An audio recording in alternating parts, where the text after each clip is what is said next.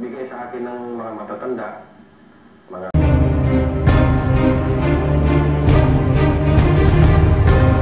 Marami ang nakasaksi sa engkwentro noon ni na Corporal Romaldo Rubi at ng New People's Army. Pero imbis na tumakbo at magtago, pinili ng mga residente na manatili at manood dahil malapelikula raw ang bakbakan. At tulad ng isang pelikula, may bakbakan na iisa ang bida laban sa daang-daang kalaban. At heto ang maaksyong kwento ni noong Corporal Romaldo Rubi na pinangaralan ng Medal for Valor dahil sa kanyang kausayan. Pero bago tayo magpatuloy kaibigan, kung bago ka pa lang sa channel ko at gusto mo ng mga ganitong usapin, ay paki-like at huwag kalimutang mag-subscribe at pindutin mo na rin ang bell button para lagi kang updated sa mga susunod kong videos. Si Corporal Romaldo Rubi ay tumanggap ng pinakamataas na Military Honor Award, ang Medal for Valor Award o ang Medalya ng Kagitingan noong 1991. At sa videong ito ay ang kwento ng maaksyong bakbakan sa pagitan ni Corporal Romaldo Rubi laban sa isang daang armadong NPA. Noong March 18, 1991 ay umuwi siya sa bahay nila sa Surigao City para maghatid ng sweldo o pera para sa kanyang pamilya. Sa kanyang pagbalik sa kanilang detachment unit sa 29th Infantry Battalion sa Tandag, Surigao del Sur, dahil dito ang Special Operation Team nila. Pero kailangan pa niyang sumakay ng bangka pabalik sa kanyang unit sa Tandag City. Nang makarating na sila sa Pantalan sa Barangay Hayangabon, Claver, Surigao del Norte, ay kumain pa sila ng kanyang kasama. At di kalayuan sa tuktok o sa mataas na bahagi ng lupa ay may nakatayo na kampo o detachment ng Philippine Constabulary. At sa mga oras na iyon, hindi nila alam na ginagapang na pala ng mga NPA ang isang police detachment para atakihin. Pagkatapos nilang kumain ay naglakad sila patungo sa bandang dulo ng Pantalan para sumakay ng bangka papuntang Tandag. Ay nakita niya ang mga armadong NPA na gumagapang patungo sa kampo ng mga pulis para lusubin ito. Ang Scout Ranger na si Romaldo Rubi at dahil dugong musang at sa mga panahon na iyon naka-uniforme siya at dala ang kanyang M16 rifle. He made a stand. Nagdesisyon siya na paunahin ang kanyang kasama at kinuha ang mga ibang bala nito at 2 granada. Ang dala na niyang bala ay humigit nasa 200 rounds.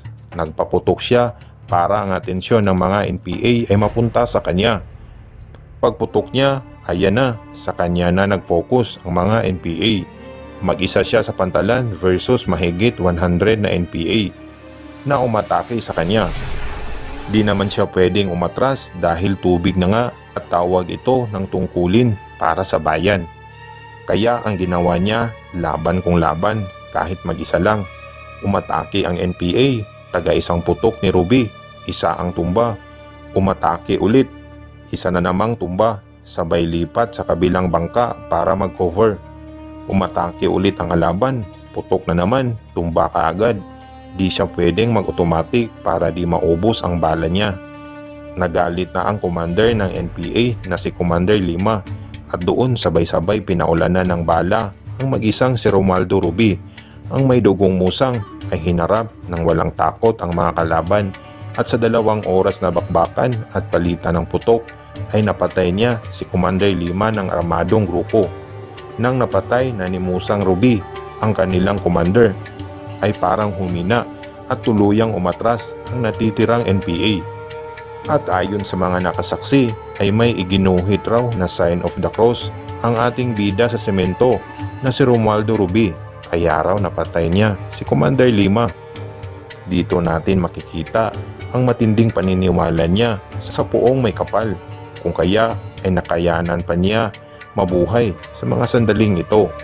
At siya na mismo ang nagsabi may iba pa siyang dala maliban sa armas at ito ang mga mutya at anting-anting. pero ang mga gamit ko, karamihan mutya, yung mga lapo na yung sa katawan ko. Yung iba, bigay sa akin ng mga matatanda, mga kalululuhan ko, bigay niya. Yung iba naman sa mga kaibigan. At ang sabi niya, ang lahat na ito ay bigay din ng ating poong may kapal. Dahil sa katapangan at kagitingan sa taas at lampas sa tawag ng tungkulin, siya ay pinarangalan ng Medal for Valor para sa kanyang mga aksyon sa panahon ng labanan. Ipinagkaloob kay Corporal Romaldo Rubi ang Medal for Valor noong 1991 at siya ay na-promote noong 2015 bilang isang First Lieutenant. Si First Lieutenant Rubi ay namatay noong May 29, 2018 dahil sa sakit na chronic asthma. At sana ay nagustuhan niyo po ang ating kwento. Salamat sa panonood at kung nagustuhan mo ang video na ito, paki-like, share at subscribe. Hanggang sa susunod, kaibigan.